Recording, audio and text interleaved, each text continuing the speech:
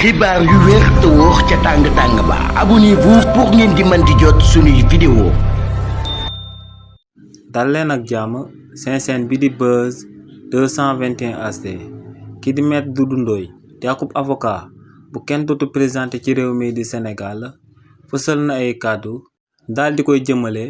ci nu waa parti bi di Pastef nekkee di jalgati yoon ginnaaw bañ leen tegee ci boppu réew mi ci li ni mel kii di Maître Doudou Ndoye ne Amadou Ba bu Pastef loi interprétatif bu loi d'amnistie bu mu daal di introduire biir assemblée nationale ne li ni mel moo ngi soog a am gulet ci réewu Sénégal waaye tamit ne li ni mel moo ngi soog a am gulet ci àdduna bi yëpp ne amul ci benn réew boo dem ci àdduna bi ñu daal di voter loi ba noppi am keneen ku ñëw ne day dugal loi interprétatif jëmale ko ci loi boobee ne lu leer ba am moom mooy que ne député bii di Amadou Ba lim amal tegu ko fenn te ne recours bi nga xam ne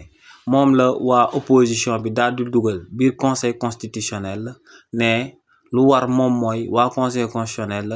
daal di rejeter loi interprétative bu loi d'amnistie bi nga xam ne Amadou Ba daal dina koy dugal biir assemblée nationale ñu daal di ko fay voter ba noppi ginnaaw li ni mel kii di Maître Doudou Ndoye daal di wéyal ne dégg nañ président Bassirou Diomaye Diakhar Faye en tant que ki nga xam ne moom moo daal di jiite exécutif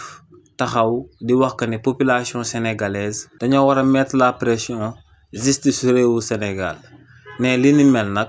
lu muy wane rek moom mooy que ne kooke di président Bassirou Diomaye Diakhar Faye lim diggoon sénégalais ginnaaw ba mu nekkee woon ci opposition bi ak li muy amal ginnaaw bañ ko tabbee ne xaajul bay dëppook lu am ndax ne kookee di président Bassirou Diomaye Diakhar Faye ba muy nekk ci opposition bi dafa diggoon sénégalais yi que ne